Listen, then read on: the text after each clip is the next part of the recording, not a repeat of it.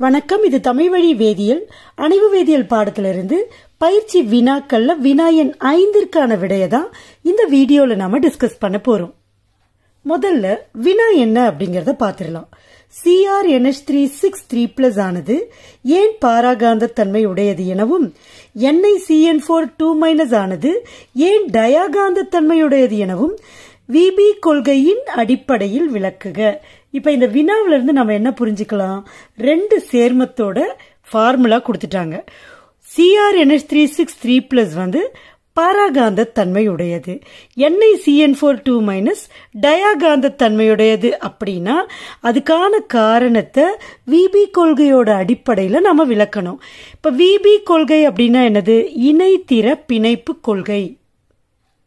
இப்ப இதற்கான விடைய நம்ம எப்படி சொல்றது அப்படின்னு பார்க்கணும். எப்பவுமே VB கொள்கை அல்லது இணைத்திற கொள்கைனா அதுக்குன்னு சில ஸ்டெப்ஸ் இருக்கு.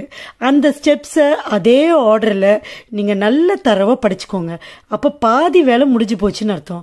அப்ப மீதி இந்த ரெண்டு சேர்மத்துக்கான அந்தந்த பாயிண்ட்ஸ அந்த ஸ்டெப்ஸ் மூலமா நம்ம ஈஸியா கொண்டு வந்துடலாம்.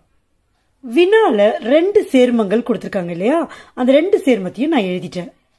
முதல்ல இந்த சேர்மங்கள்ல மைய உலோக அயனி யாரு, வெளிக்கூட்டு எலக்ட்ரான் அமைப்பு என்ன, இததான் ஃபர்ஸ்ட் நம்ம எழுதணும். முதல்ல CrNH3 எழுதிடலாம். அதுக்கப்புறமா NiCN4 பார்க்கலாம். CrNH3 யாரு மைய உலோக அயனின்னு நம்ம கண்டுபிடிக்கணும். இப்போ இந்த NH3 இருக்குல்ல, இது ஒரு நடுநிலை ஈனி, அதனால இதுக்கு மின்சுமை 0. அப்ப இது போக இந்த அணைவு அயனியில 3+ இருக்கு, Cr மட்டும்தான் இருக்கு. அதனால இங்க மைய உலோக அயனி Cr3+.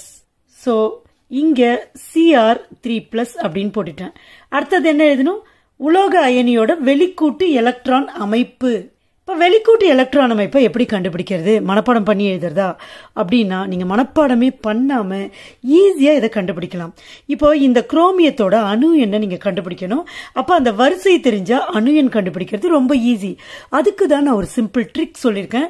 சட்டி விக்ரமன், சட்டி scandium titanium, Vikraman vanadium, chromium manganese. Vikraman நமக்கு தேவையானது குரோமியம் தான். சோ இதோட ஸ்டாப் பண்ணிடலாம். ஓகேவா? அப்ப அணு எண் என்னன்னு பாருங்க. 21, 22, 23, 24. இப்ப அணு எண் தெரிஞ்சா என்ன பண்ணலாம்? நீங்க எப்பவுமே இதனுடைய அருகாமையில இருக்கிற மந்தவாயுவோட அணு எண்ணை கழிச்சிடலாம். 18 ஆர்கான் தான். ஆர்கானோட அணு எண் தான் 18. ஆர்கான் தான் இதற்கு அருகாமையில் இருக்கிற மந்தவாயு. இப்ப கழிச்சிட்டீங்கன்னா 6 வருமா?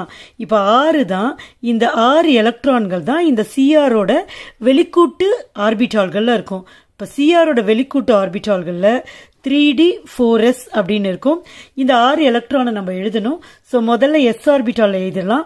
s ஆர்பிட்டால்ல அதிகபட்ச எலக்ட்ரான்களின் எண்ணிக்கை 2, அதனால 2 போட்டுட்டேன். சோ 2 போக 6ல மிச்சம் 4 எலக்ட்ரான் இருக்கும். அந்த 4 எலக்ட்ரான் உள்ள இருக்கும். ஆனா உண்மையிலேயே குரோமியத்தோட எலக்ட்ரான் அமைப்பு 3d5 4s1 தான் இருக்கும். ஏன்னா இது நிலைத்த எலக்ட்ரான் அமைப்பு. இங்க நமக்கு அதெல்லாம் ரொம்ப முக்கியம் கிடையாது. இங்க என்னது? குரோமியம் Cr3+ இருக்கு. அப்ப அதனுடைய எலக்ட்ரான் அமைப்புல இருந்து வெளிக்கூட்டு எலக்ட்ரான்கள்ல 3 எலக்ட்ரானை நம்ம எடுக்கணும். அப்போ 3d4s எழுதிறேன். இந்த ஒரு எலக்ட்ரான் எடுத்துட்டா 0, இன்னும் 2 எலக்ட்ரான் எடுக்கணும். அப்போ 5ல இருந்து 2 எலக்ட்ரான் எடுத்துட்டா 3d3 ஆயிடும். சரியா? சோ Cr3+ எலக்ட்ரான் அமைப்பு, வெளிக்கூட்டு எலக்ட்ரான் அமைப்பு 3d3 0 இருக்கும். அப்ப Cr3+ அயனியோட வெளிக்கூட்டு எலக்ட்ரான் அமைப்பு 3d3 4s 0 இருக்கும். புரியுதா? அடுத்தது என்ன எழுதணும் பாருங்க. உலோக அயனியின் வெளிக்கூட்டு ஆர்பிட்டால். ஒண்ணுமே இல்ல, எலக்ட்ரான் அமைப்பா எழுதியிருக்கோம். அத ஆர்பிட்டால் டயக்ராம்ல எழுதணும். இப்ப பாருங்க, அதுக்கு இந்த மாதிரி நீங்க கட்டம் கட்டிக்கணும். இப்போ இந்த 3d நான் இங்க எழுதிடுறேன். d ஆர்பிட்டால்ல 5 ஆர்பிட்டால் இருக்கும், உங்களுக்கு தெரியும்ல. அடுத்தது 4s, இது ஒரு ஆர்பிட்டால். அடுத்தது 4p, 3 ஆர்பிட்டால் இருக்கணும். இப்ப ஆர்பிட்டால் பாருங்க, கட்டம் கட்டமா போட்டா அது ஆர்பிட்டால் டயக்ராம்னு பேரு. சோ எழுதிட்டோம். இப்ப இங்க 3 எலக்ட்ரான் இருக்கா? இந்த 3 எலக்ட்ரானை 1, 2, 3 எலக்ட்ரான் போட்டேன். அப்ப 3dல 3 எலக்ட்ரான் இருக்கு. 4sல எலக்ட்ரானே இல்ல, 4pலயும் எலக்ட்ரான் இல்ல. சரியா? அடுத்த ஸ்டெப் பாருங்க, ஈனியின் தன்மை பார்க்கணும். இங்க ஈனி யாரு? NH3. அதனால நான் NH3 ஈனியை போட்டுட்டேன். இது ஒரு வலிமை குறைந்த ஈனி. புரியுதா? அது உங்களுக்கு கண்டிப்பா தெரியணும். அதனால இங்க என்ன அப்படின்னா, இங்க ஏற்கனவே மைய உலோக அயனியில எலக்ட்ரான்கள் இருக்குல்ல. சப்போஸ் இங்க வர்ற ஈனி வலிமை மிகுந்ததா இருந்தா இது இணையாக்கம் செய்யப்படும். இது வலிமை குறைந்ததா, அப்போ எலக்ட்ரான் இணையாக்கம் இல்லை.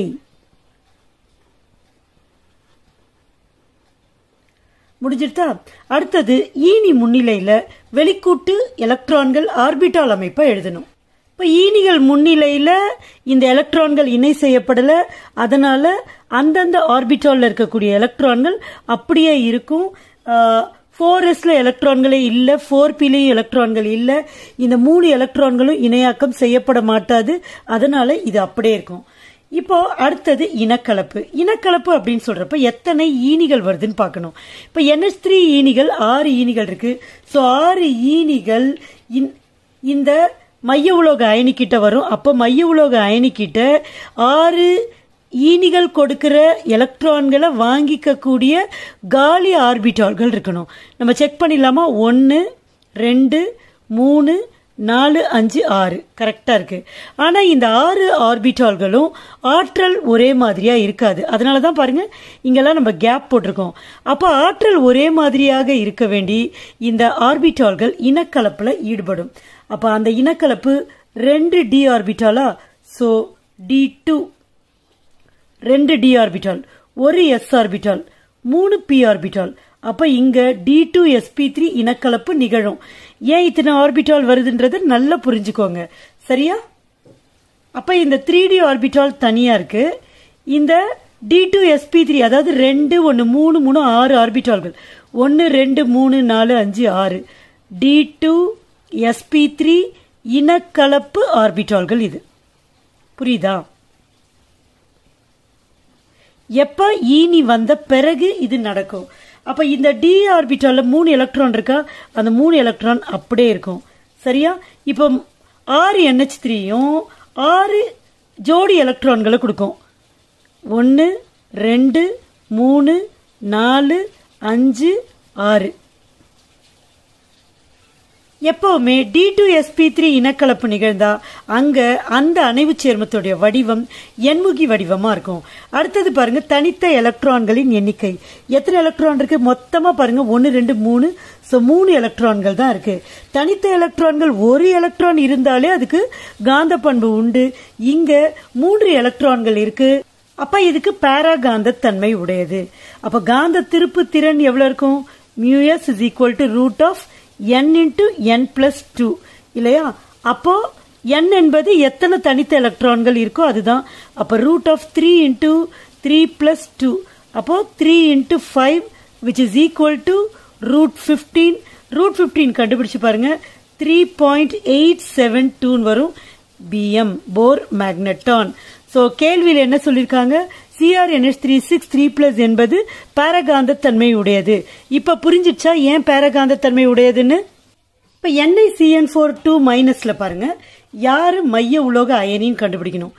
NiCN4 இல்லையா? இப்ப பாத்தீங்கன்னா இது 4, இது 2, 4 - 2 2. அப்ப நிக்கலோட மின் சுமை 2+, Ni 2+. இப்ப இதுக்கு நமக்கு என்ன வேணும்? வெளிக்கூட்டு எலக்ட்ரான் அமைப்பு வேணும். அப்ப நிக்கலோட அணு எண் கண்டுபிடிக்கணும். பாருங்க, சட்டி விக்ரமன் இரும்பு கோணில குஷன் செஞ்சான். கோணி சட்டி விக்ரமன் இரும்பு கோணில குஷன் செஞ்சான். இப்ப 21 22 23 24 25 26 27 28. சோ நிக்கலுக்கு 28. அப்ப எலக்ட்ரான் அமைப்பு எழுதுறதுக்கு என்ன பண்ணணும்னு சொல்லிருக்கேன்? 18 நம்ம கழிச்சிடணும். சரியா? அப்ப மீதி எத்தனை எலக்ட்ரான் வரும்?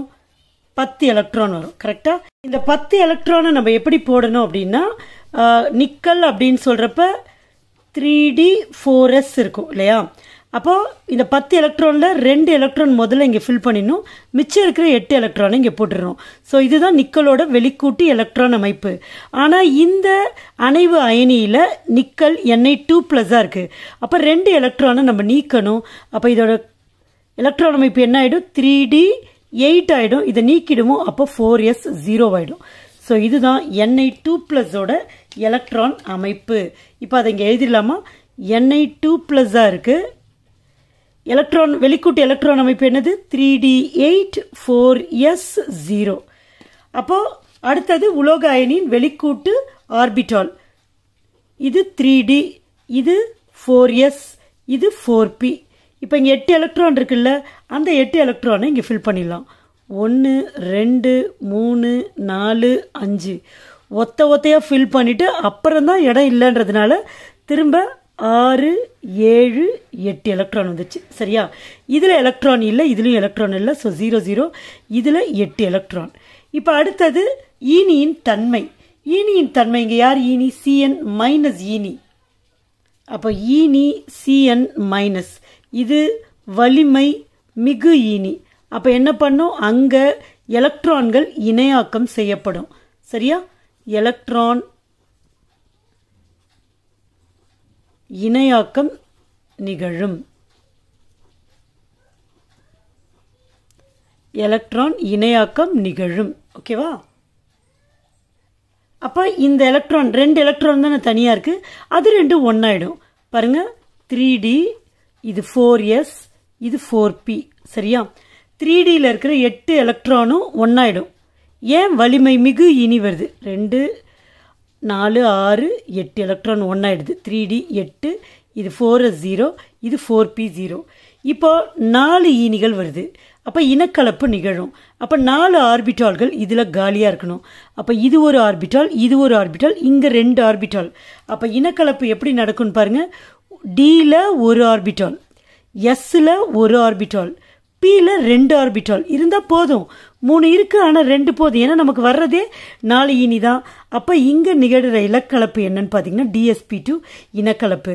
அப்போது அணைவில் இருக்கக்கூடிய ஆர்பிட்டால்கள் எப்படி இருக்கும் அப்படின்னு பாருங்கள். இது 3D ஆர்பிட்டால். அப்போ ஏற்கனவே 8 எலக்ட்ரான் இருந்துச்சா, அந்த 8 எலக்ட்ரானை நான் போட்டுடுறேன். இப்போ இது வந்து DsP2 இனக்கலப்படைந்த ஆர்பிட்டால். DsP2 இனக்கலப்பு ஆர்பிட்டால்கள். அதனால தான் பக்கத்தில் போட்டிருக்கோம். ஏன்னா ஆற்றல் ஒரே இருக்கும். இங்கே பாருங்கள், நடுவுலலாம் கேப் இருக்கும். இங்கே பக்கத்தில் போட்டாச்சு. இப்போ இதில் 4 சயனைடு ஈனிகள் எலக்ட்ரான்களை கொடுத்து பிணைப்பை ஏற்படுத்திக்கும். அப்போ அந்த 4 சயனைடு ஈனிகள் கொடுக்குற எலக்ட்ரான்கள் தான் இது. புரியுதா? இந்த அணைவு சேர்மத்துக்கான வடிவம் DsP2னா சதுர தளம். இங்கே இருக்கிற தனித்த எலக்ட்ரான்களின் எண்ணிக்கை 0. அப்போ இது டயாகாந்தத்தன்மை உடையது. டயாகாந்தத்தன்மை உடையது. இதுதான் நம்ம வினாவில் கொடுத்துருக்குறாங்க. கவனிச்சிங்களா?